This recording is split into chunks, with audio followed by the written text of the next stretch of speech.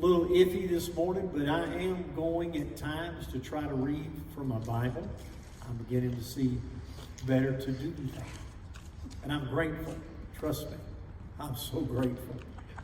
And so when I read, sometimes because I've got blind spots now, I miss letters, and so the words become a little difficult. So just be patient with me on that, and I'll try not to miss much and keep things flowing. I want to begin by this. What we're reading in the book of Revelation, and many people get caught up in trying to understand. They want to understand all the symbols and apocalyptic language. I started in the first class, and I just want to remind you of this. The term apocalyptic is not a scriptural term. It didn't come from Scripture. It came from us, mankind. And apocalyptic literally means language in symbols. That's all it is.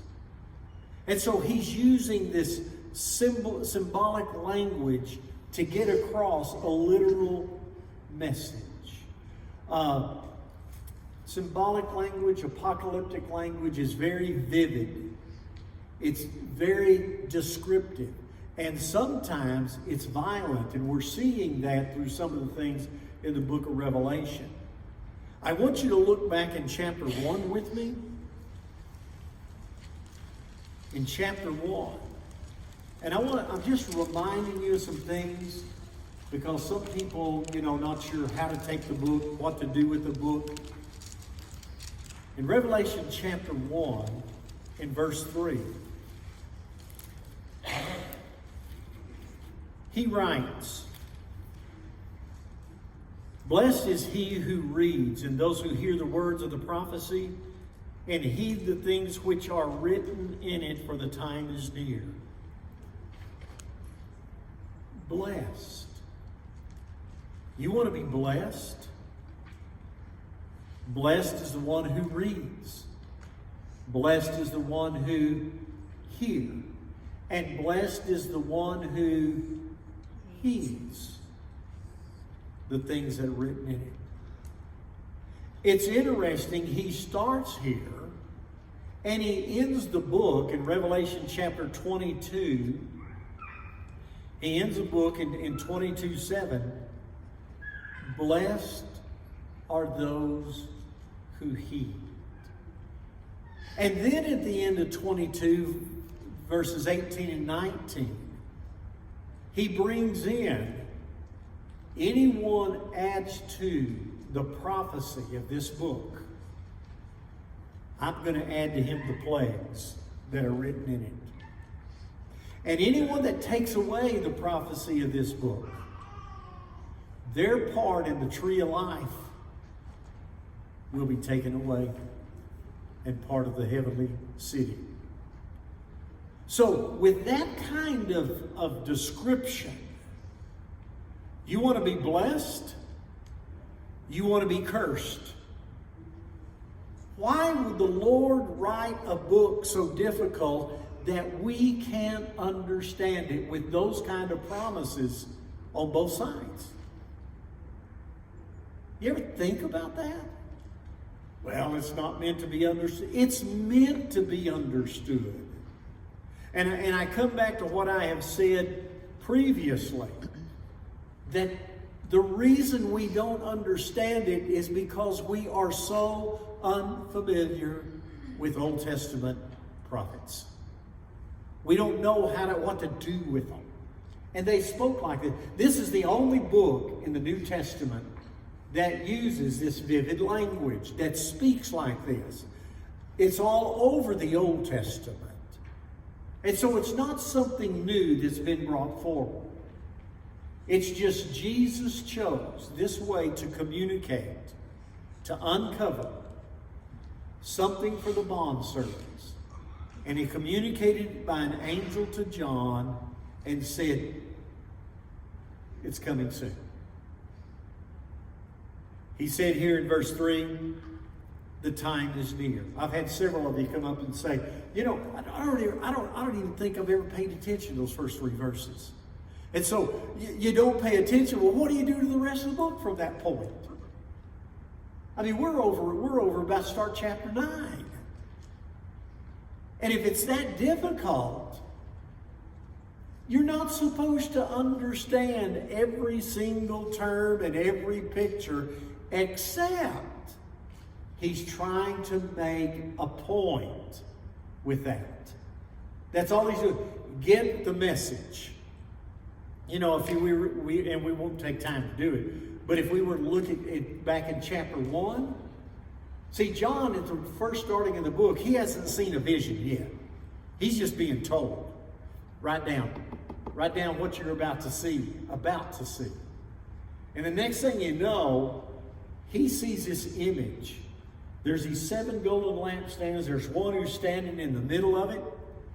And you think, what an image. What's that all about? And then he begins to describe this one. He calls him the Son of Man. And then, what kind of picture was he?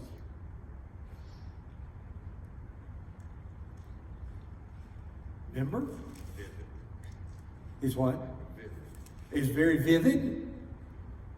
I mean, to see a person that has a sharp 2-edged sword come out of his mouth, what kind of picture is that?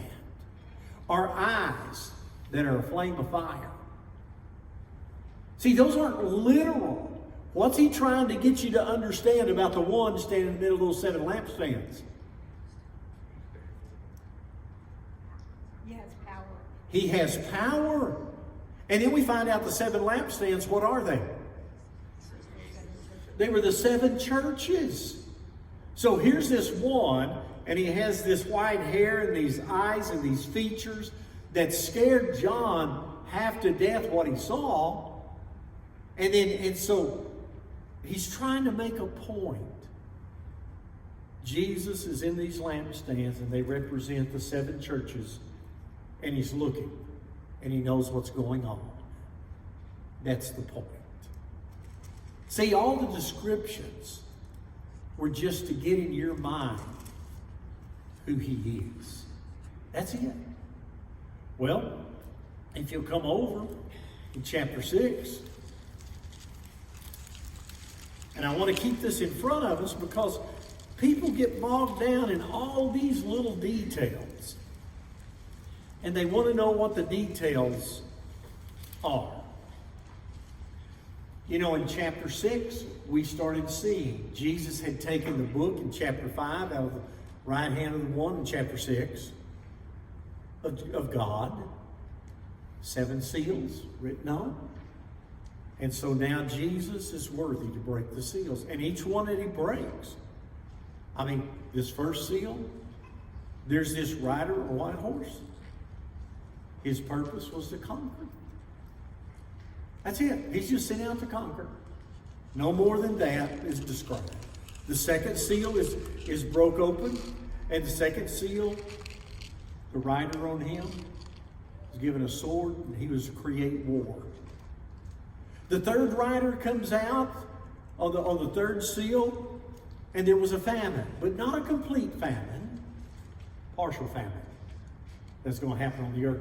And he was going to take away the things to create that famine. And then that fourth seal is open, and then you get this real descriptive term. It's not literal. It's trying to get you to get a message. The one who sat on that horse was death. And we know death doesn't ride a horse. It's descriptive. And then right behind him was who? Hades. So they're sent out. Well, it just tells you they have a job to do. And then he opens up that fourth seal, or fifth seal, excuse me. He opens up that fifth seal, and there's the altar before God. And all these people who had died because of the Word of God and His testimony. And they ask one question. And what is it? How long is it going to be before you judge the earth. How long are you going to keep refraining from judging those people on the earth that took our blood? How long is it going to be? Jesus comforts them. Hang on. There's got to be some more people die. Some more of your brethren will die. And then we have to answer the question, how long is it going to be? Man, he opens up that sixth seal, and there is a descriptive terror like none other. And in all of that terror, we talk about the sun and the moon becoming dark and the stars falling from it's not literal. It's all this descriptive message that here's the sun, the earth being rolled up like a scroll, and then an earthquake. And the people start on earth, the great commanders, the mighty men, and all, they're hollering to be hidden. They don't want to see the one sitting on the throne. And so now that begins to happen. They ask the question, when are you going to avenge? Well, here's the beginning. Here it starts right here. And then when we get into chapter 7, maybe before I say, at the end of chapter 6 and verse 17, he talks about their great day of their wrath has come. And the question is, who's able to stand?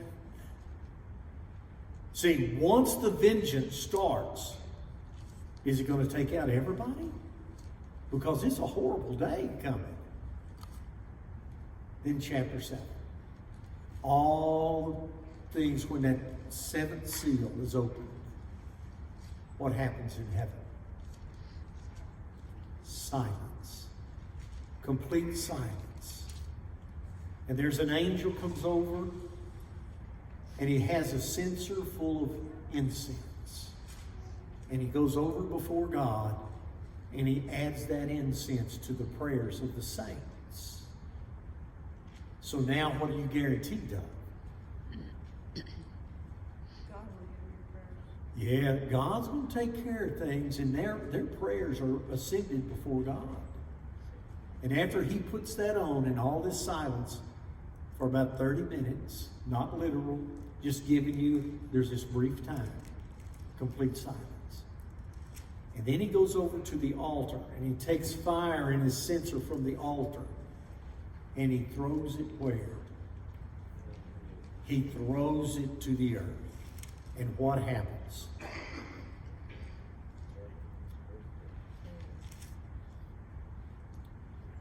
There is lightning, thunder, an earthquake.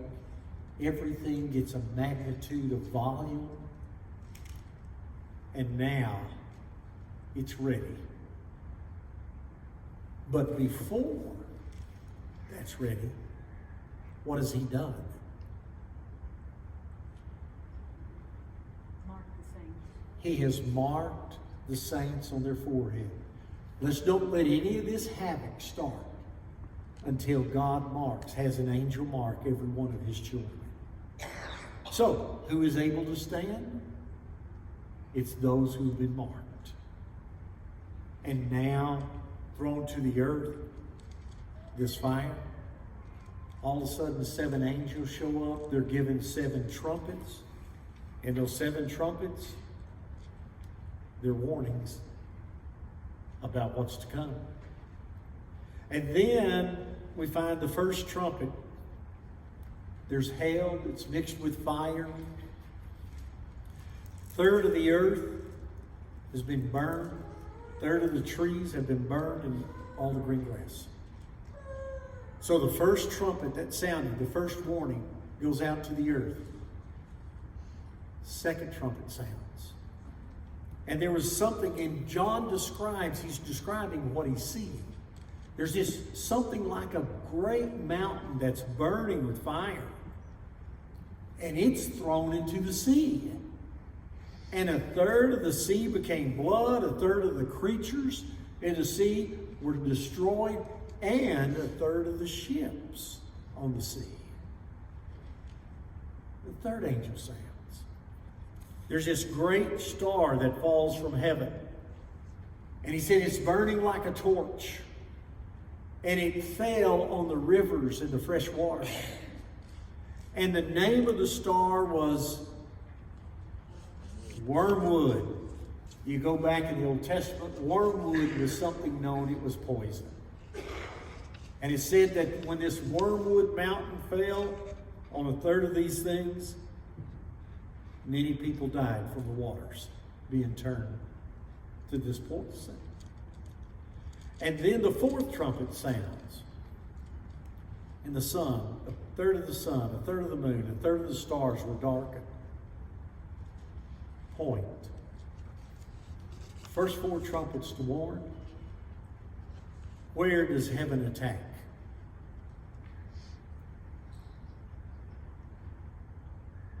The environment. All those attacks are on man's environment. You know, should we be getting a message when things happen in our environment? That's what's happened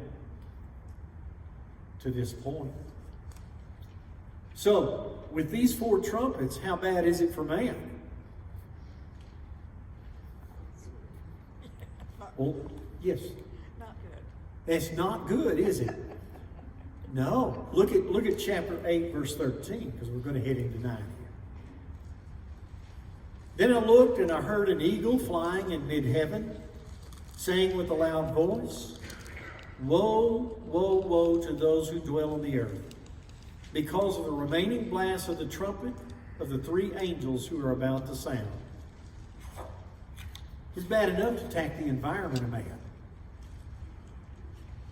But is it going to get worse? Now again, it's language, vivid language. An eagle flying in mid-heaven. Don't figure out, well, why an eagle? Well, why couldn't he use a chariot? Could he use an arrow? He just uses an eagle to make an announcement. Quit focusing on the picture as a literal what that means, and focus on the purpose, the message. And what was the message?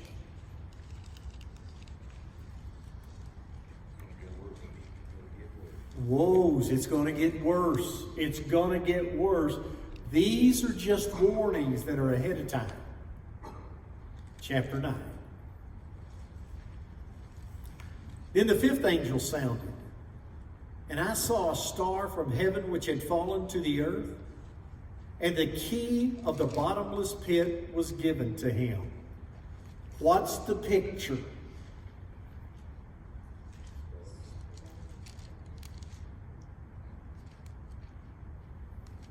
There's a star falling from heaven. And what was given to it? A key to the bottomless pit. A key to the bottomless pit. Some versions may say abyss. That's going to come up in here in just a second. Yes, ma'am. The key was given to the star that fell. Yes, that's what it says.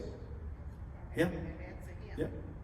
I saw a star from heaven which had fallen to the earth, and the key of the bottomless pit was given to him. So we've got it. So he's got the key to this bottomless pit. Whatever it's about, let's don't make up things, and let's don't try to look at every detail. He's trying to make a picture very vivid for your mind.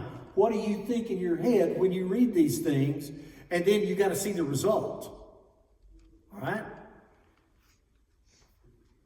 Verse 1 again. Then the fifth angel sounded, and I saw a star from heaven which had fallen to the earth, and a key of the bottomless pit was given to him. We're going to find out what this is. He hadn't told us.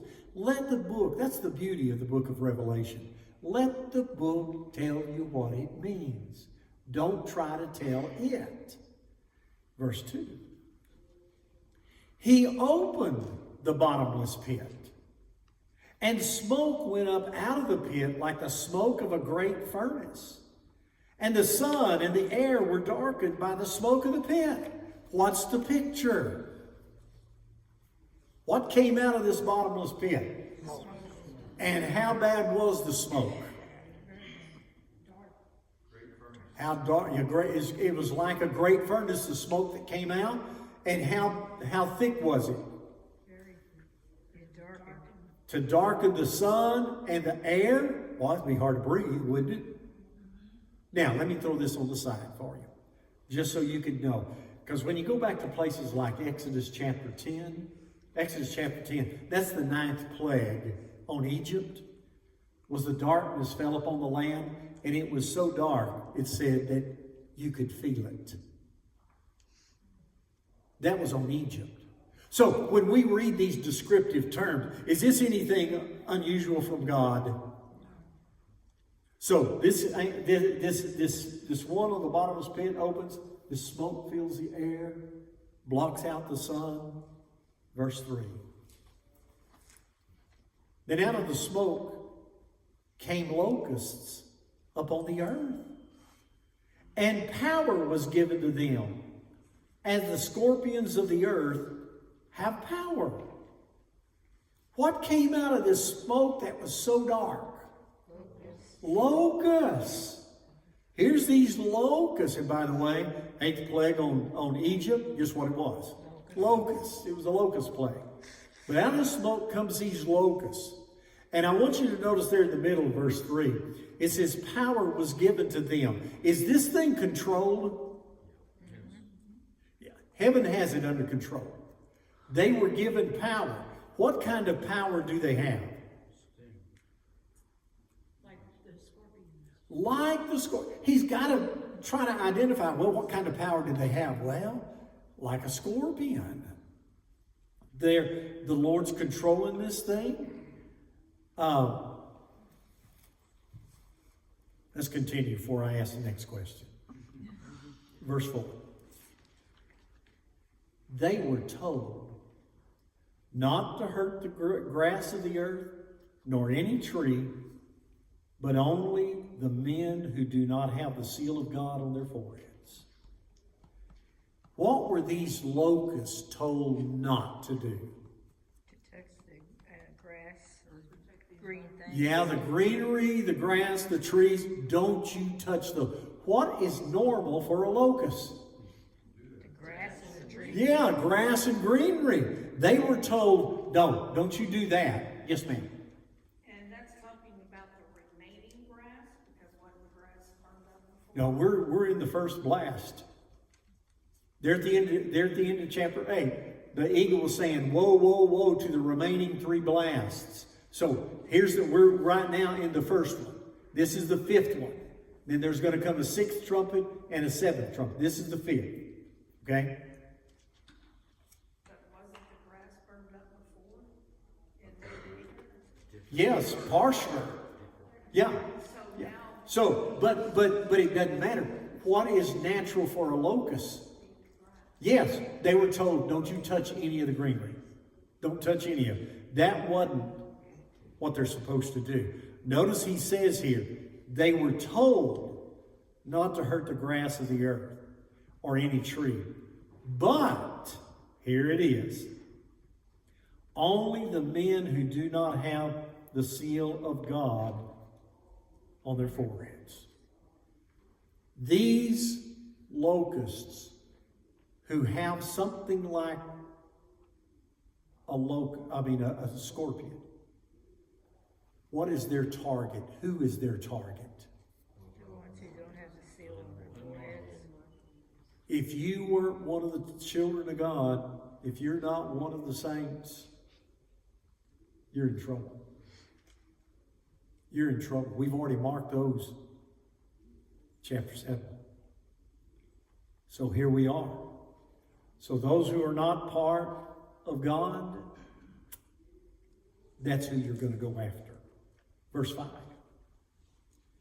And they were not permitted to kill anyone. Now, I want to stop just real quick. I want you to see one word. Permitted. How controlled is all of this? Again, see, it's all under control from heaven. Verse 5. And they were not permitted to kill anyone, but to torment for 5 months, And their torment was like the torment of a scorpion when it stings a man. Locusts. And guess what their torment was? Has anybody in here ever been stung by a scorpion?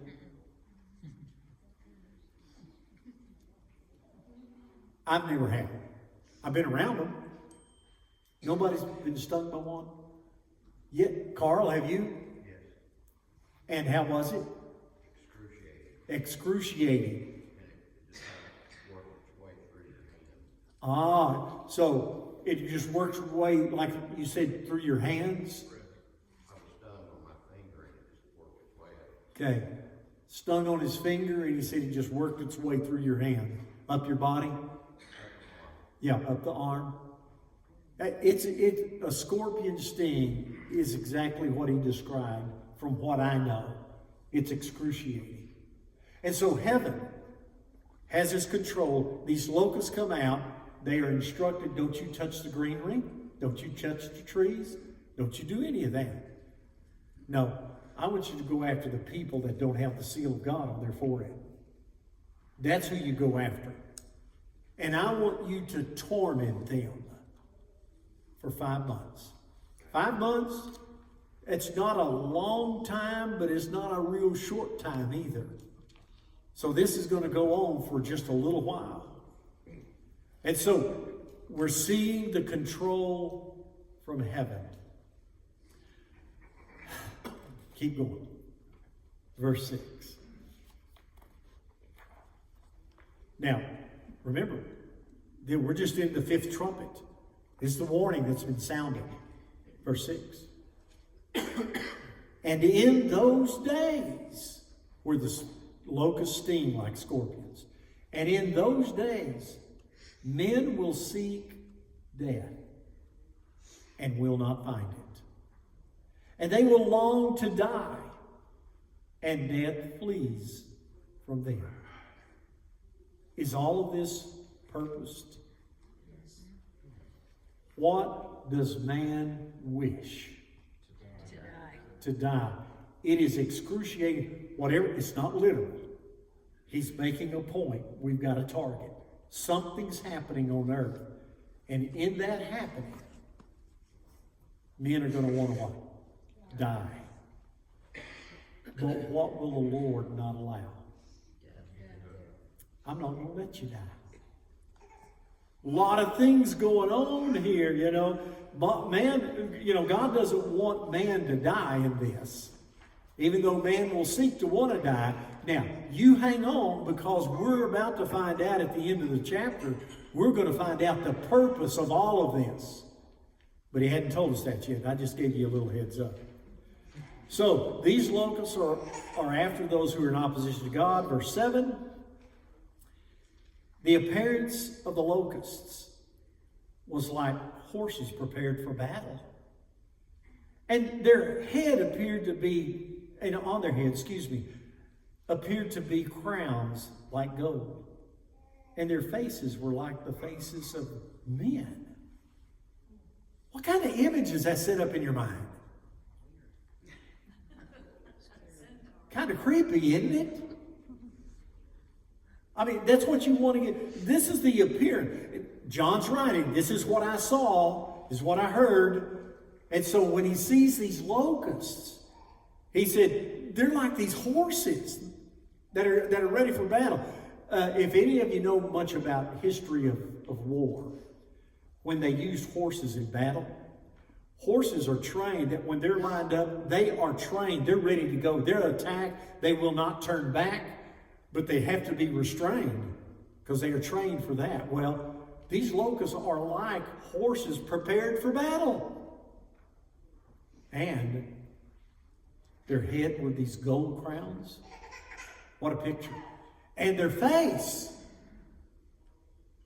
of a man, is a locust. John's seeing it and it's like, whoa, what would you think? Get the picture. Verse 8. And they had hair like the hair of women, and their teeth were like the teeth of lions. They had breastplates like the breastplate of iron. And the sound of their wings was like the sound of chariots of many horses rushing to battle. Oh, what description does that give you? I mean, you got this hair like women, but then with the hair like women, were they beautiful? No, teeth like lions. What was their teeth were like lions. Get the description. And not only their teeth like lions, what did they have for breastplates? Just locusts now. Breastplates of iron. Breastplates of iron. Are you going to kill them? No. No. Brent, why would he start out calling them locusts? What? From the description, they don't look like locusts. No. But that's what John's told they are. That's what he just told him. Had to be told. John's getting this from an angel. Okay. And John is just writing what he sees and what he hears. And by the way, what does he hear with these locusts when they flap their wings? Chariots. They're like chariots and many horses rushing to battle. When there is war going on, and it's loud. And so the wings of these locusts were this loud. And that's how John describes them. That's what I heard. And here they are. And so this descriptive, exaggerated language is to try to get a message to those who are hearing. Are you getting the message? I mean, these locusts aren't good. They can't be killed. They're very scary looking, and they're loud.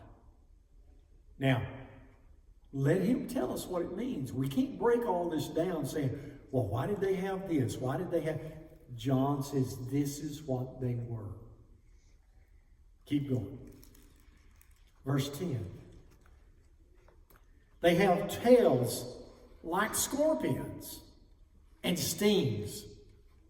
And in their tails, their power to hurt men for 5 months. Oh, what about their tails? They sting. Their tails are able to sting like scorpions. They're sent to torment for 5 months and to hurt people for 5 months. Keep going. Verse 11. They have as king over them the angel of the abyss. Stop right there. Now we know who that star that fell from heaven, that was given the key to the bottomless pit. Who is he?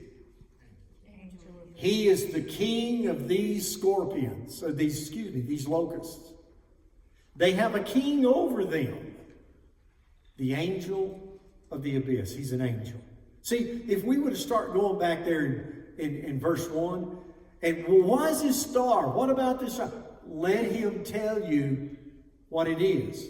We now know the star is an angel. He's got the key to the bottomless pit. Continue on, verse 11. They have a king over them, the angel of the abyss. His name in Hebrew is Abaddon. And in the Greek, he has the name Apollyon.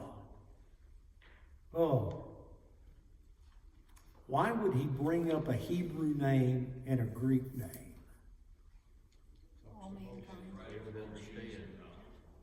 They would understand. If you were a Jew and you saw the name of this angel that was king over all these locusts, if you saw his name, Abaddon, that Hebrew word, that Hebrew name means destruction.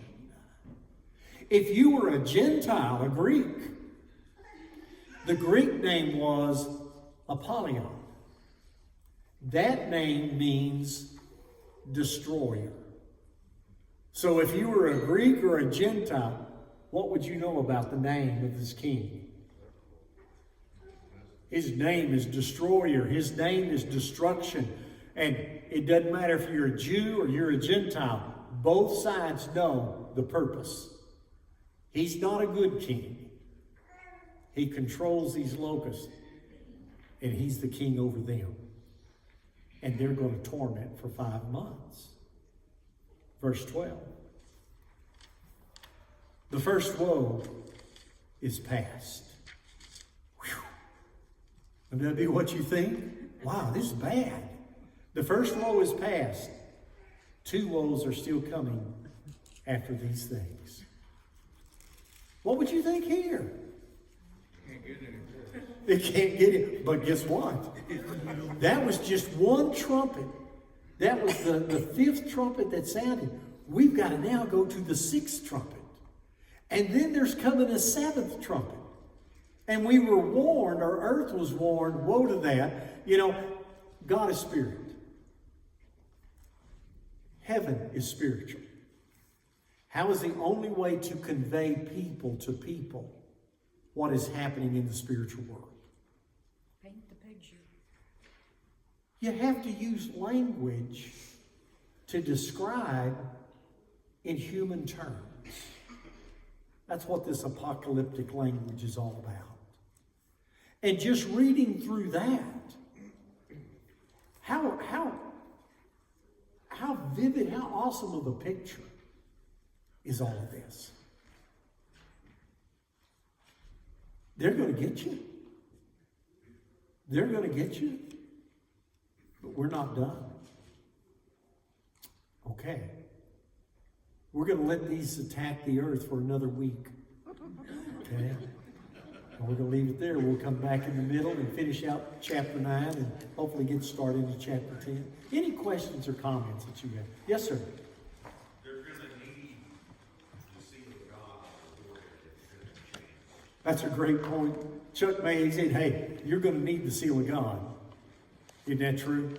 You better, God recognizing you means something. Go ahead, Lonnie. Doesn't the number 5 represent man's incomplete, human nature? I'd have to look it up. Because you could do the same thing with the number 10 because one of the churches back there, they were going to be in prison 10 days. But for 5 months, that's just an expanded time. If you start trying to decipher and break all this down, you're going to get lost in the book of Revelation. That's why people don't like to study it.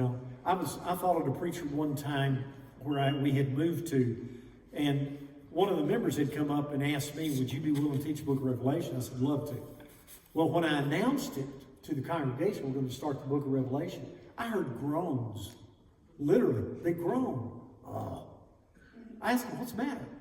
They said the last preacher that was here, it took him, I believe, 3 months to get through chapter 1 because he took every single word in chapter 1 and broke it down into Greek. And I thought, what drudgery for the people. No one, I'd groan too. But that's what people try to do. And when you look at all these or read these things about it today, they're making all this stuff up. That eagle flying in mid-heaven? I was listening to a guy earlier in the week, and you know what he said that was?